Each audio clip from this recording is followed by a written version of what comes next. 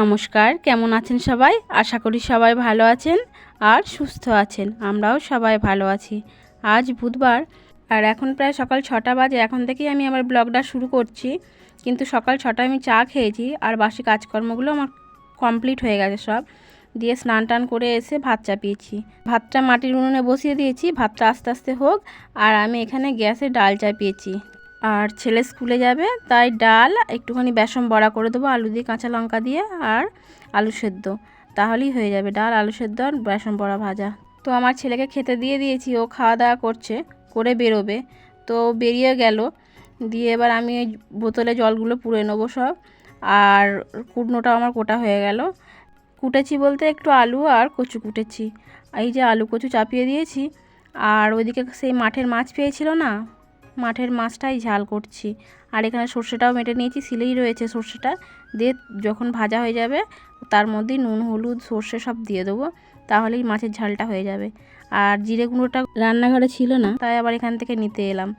নিয়ে জিরে গুঁড়ো দিয়ে, আদা দিয়ে, লঙ্কা হলুদ দিয়ে কচুটা আর আলুটা ভালো করে একটু কষা কষা করে নেবো আর কি। নিরামিষ যেহেতু পেঁয়াজ রসুন দেবো না, তাই একটু ভালো করে কষিয়ে নেবো ওইগুলো দিই, ওই মশলাগুলো দিয়েই।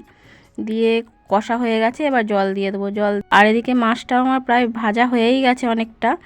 আর একটুখানি ভেজে নেবো, দিয়ে এতে মশলা দিয়ে দেবো, সর্ষে বাটা, নুন, হলুদ গুঁড়ো আর লঙ্কা গুঁড়ো, তাহলেই মাছটা আমার হয়ে যাবে। আর তাহলে ডাল, কচু আলুর তরকারি আর মাছ, কালকের চাটনি আছে, এই দিয়ে আমাদের আজকে খাওয়া দাওয়া হবে দুপুরবেলা। তো এই তরকারিটাই জল দিয়ে দিলাম, দিয়ে এবার ঢাকা চাপা দিয়ে দেবো।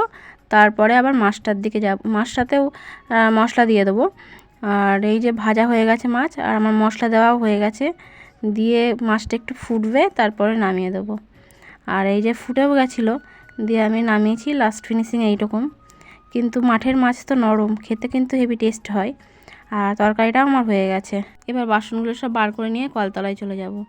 আর কলতলায় চলে এসেছি বাসন মাজতে। বাসনগুলো আমার সব মাজা হয়ে গেছে। আর ওই যে দুটো কড়াইগুলো একটু মেজে নিই। দুটো কড়াইয়ে দুদিকে রান্না করেছি, তো দুটো কড়াইও মেজে নিই। মেজে নিয়ে একবারে পেঁচোটা সেরে তারপরে আবার প্রায় এখন রাঁধতে রাঁধতে আমার 1টা বেজে গেছে। এবার আবার সবাই আসবে, ওদের সবাইকে খেতে দেবো।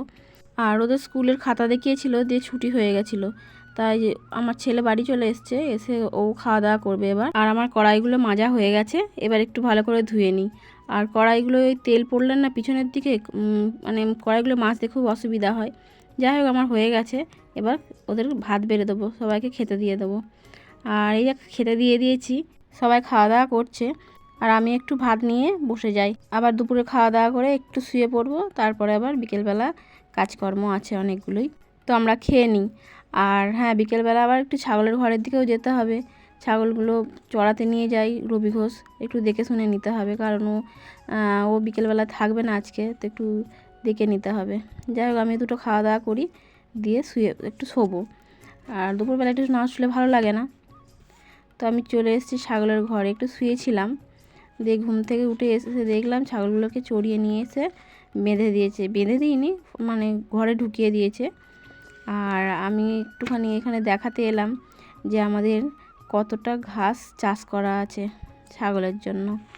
কারণ এখন এবার হয়তো পেঁয়াজ লাগাবে কিছুদিন পর, তখন তো আর বেরোতে পারবে না, মাঠে যেতে পারবে না, তাই ওই ঘাস কেটে কেটেই দিতে হবে। এই যে আমি আসছি এইখানটায়, আমার সামনে একটুখানি জায়গা, এখানটায় একটুখানি জায়গাতে একটু ঘাসটা লাগানো আছে, অল্প জায়গা এখানটায়।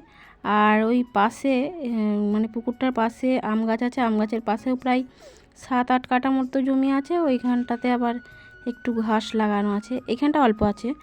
আর এদিকে যাই একটুখানি দেখাই, একটু আসি এখানটায়, এদিকটায়, তাহলেই বুঝতে পারবো। তাও আমি একদম বাইরে যাব না, কারণ জোঁক আছে, আমার ভীষণ ভয় লাগে। এই যে এখানটা প্রায় ওই 5-6 কাঠার মতো জায়গা আছে, এইখানটায় ঘাস লাগানো আছে।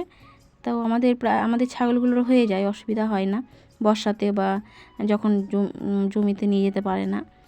তো আমি বাড়ি চলে এসেছি। এসে খাওয়া দাওয়া বলতে সন্ধেবেলা একটু চপ মুড়ি খাচ্ছি। আজকে আর চা করিনি, চা না খেয়েই আজকে শুধু চপ মুড়ি খাচ্ছি। আর তারপর একটু রান্না বসাবো, রান্না বলতে ভাত হবে, আর ওবেলাকার তরকারি আছে, আর আলু সেদ্ধ দিয়েছি এখন, তাহলেই হয়ে যাবে। আর খাওয়া দাওয়া করে আবার চলে যাব শুতে। এখন শুতে শুতে প্রায় আমাদের 11টা বেজে গেল। এই যে খাওয়া দাওয়া আমাদের হয়ে গেছে, তো এবার ঘরে চলে এসেছি, বিছানাটাও আমার পরিষ্কার করা হয়ে গেছে। এবার একটু বিছানায় বসবো, তারপর একটু মোবাইল দেখবো, তারপরে শোয়া বা ঘুম। তো সবাই ভালো থাকবেন আর সুস্থ থাকবেন।